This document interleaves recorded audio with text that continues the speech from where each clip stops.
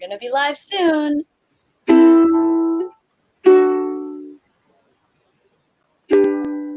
With just the tips. Hello. Hey guys. Happy New Year. Whoa. Happy 2020.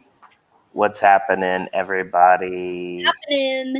We are back with the Quickie tip. Hope you guys had an awesome holiday, and we are now back and trying to get back into the swing of things. And it's been a good start to the year for me. How about you, Gary?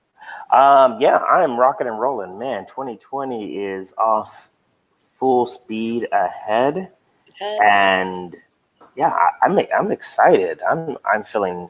I think that's like a normal thing, right? When we start a new year, when we start something fresh, you get this fresh feeling, like it's a new page. So yeah I'm excited. Side ponytail up for the new year.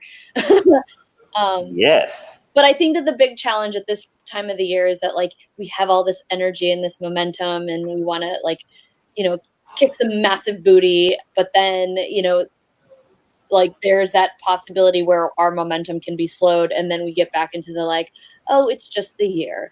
And so it's like, how can we hold on to this like feeling so for as long as we can without getting back into that slump of like, oh, it's the new year again. Oh, it's a year. Well, I'll wait till next year.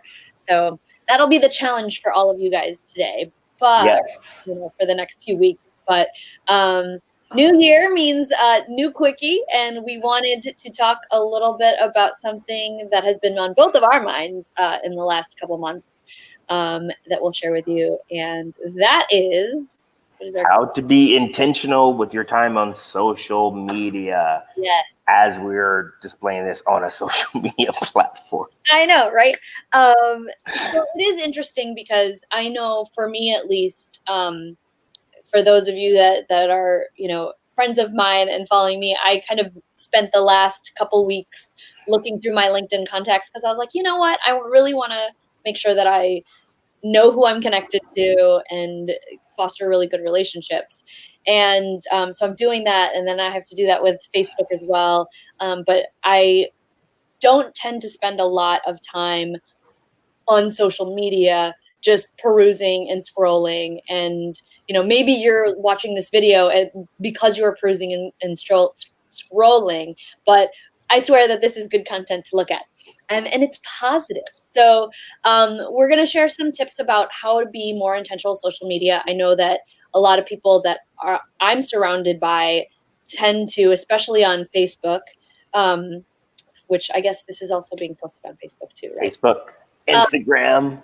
Nope, it's not on Instagram. I'm lying. Sorry. Yeah. LinkedIn. A lot of people on Facebook are getting overwhelmed with saturation of the content that's there, and sometimes it's not the most positive. And so we can only control our actions, and short of just banning social media altogether, there's different things that we can do to be more intentional and make it a little bit more enjoyable. So we're going to share some tips today. So should I just go with one? Because I was already go number one. You're already rolling. So number one is focus on quality contacts. This is just mostly an opinion from me, but I know that there are a lot of people that just want to be connected to as many people as possible.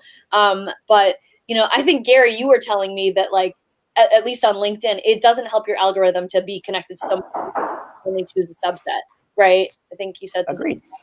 And I think that probably happens on Facebook as well. And so, making sure that the contacts that you do have are quality. And if you, if they're people, you might like to have the numbers of like however many friends, but I like to personally focus on quality over quantity. And so, making sure that you know the people who are surrounding you in social media. That way, when you see their content, it's not negative or draining or whatnot, and all that. So that's my first tip. Any thoughts on that, Gary?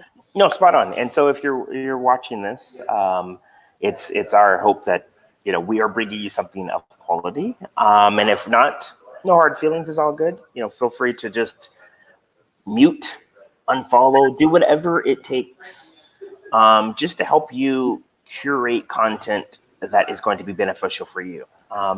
If anyone's on the Twitter platform, someone that I admire and look up to, his name is Will Reynolds. He unfollowed pretty much everyone, and what he did was he used the Twitter list feature to curate lists on very specific conversations and topics.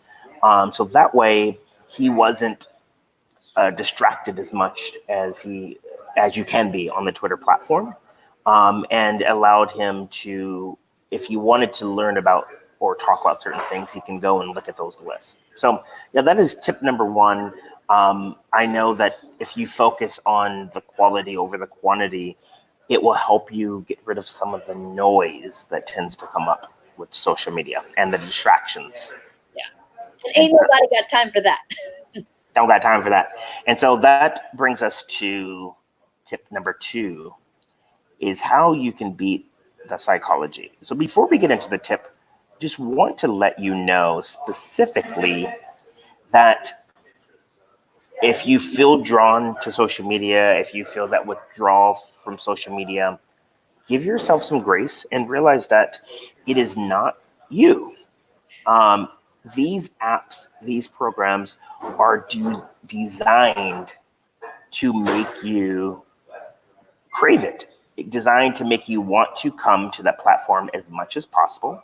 If it's not the notifications, the alerts and all that stuff, it gives your brain this dopamine, this feel-good feeling of like, oh, I need to figure out what's going on. So as a way, first and foremost, just give yourself grace. It's designed that way. But if you want to beat the psychology and reduce your sort of dependence on these platforms, here are some things that you can do. We told you that social media is designed to keep you coming back. That's why they get paid, is because people are spending time on the platform. And this is a tip that I get from a lot of people that I know that use social media, and they are people that curate content and post content on behalf of large brands. And what they specifically do is they're intentional about their time. If you are someone who's creating content on social media, for these large brands, you can't always be on social media all the time.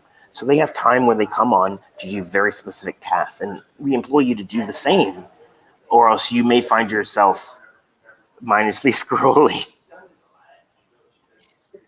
What's going on? Yeah. Yeah. Get in and get out. What do you think, April? Get in and get out, and know what you need to do when you get in there. And, I know that there's a bunch of other apps or plugins that you can do to, help you focus. And so if you need that, go for it. But also understanding, what is your purpose for being on social media? Is it, to really connect and engage with people? Is it strictly a social thing? Is it, to promote your business or, whatever your offerings are? But just do that and then get out. Maybe if you're sitting on the toilet and you need something to do, you can scroll away. But make sure that you focus on what you need to do so that you don't get sucked in to the psychology that they do. It's the trickery of keeping you on social media and away from the things that really matter. Agreed. So we go to tip number 3 is to make sure that you have awareness of the content that triggers you and block it, delete it, get rid of it. It's, one of the things that I hear from a lot of people is just that, it's just the overwhelm. There's just so many posts, or, the notifications are what overwhelm me, or, people talking about politics that overwhelms me. So notice if you have this averse reaction to being on social media. Make sure that you know what that is, because there are some really awesome things that can come from social media. There's, you can find inspiration there. You can have connection with your friends and colleagues. But if you're allowing the things to trigger you, it kind of negates all of the positive things that social media can provide. So making sure that you understand when you're looking through content, understanding how it makes you feel, and noticing what's causing you to be annoyed. Notifications was a huge one for me. So, and especially when I get notifications that then went to my email, like having to know that that's an issue, but that's not stuff that I need to read and clear from my inbox. So making sure that I got rid of that. Or if I'm getting certain requests that I don't like to, to play this game on Facebook or something like that, be able to shut those notifications off specifically. That would be super helpful. And especially if you get overwhelmed, to be able to hide certain things or unfollow or unfriend or disconnect from people, will make your experience a lot more fun and enjoyable. Anything else to add here? No, you hit the nail right on the head, April. At the end of the day, the goal is to be intentional. What I like to do, especially as I start to jump into social media, I like to just make a note how I'm feeling right now and notice if there's any changes in my physiology or just how I feel, and just take a moment like, all right, what potentially is causing that? And in that moment, make a conscious choice to step off the platform, take a break, or maybe I need to unfollow something or anything like that. You can do it. You can do it. So yeah, those are the 3 tips. If you have any other tips or what are your thoughts, please leave them below in the comments. We will continue the conversation after the quickie. But yeah, we wanted to start 2020 with something very useful and something that is, I'm pretty sure, on the top of a lot of people's minds, and give you that psychic energy back so that you can continue to crush the things that you wanted to do in 2020. Yeah. And so, April, I think we should give our new URL, huh?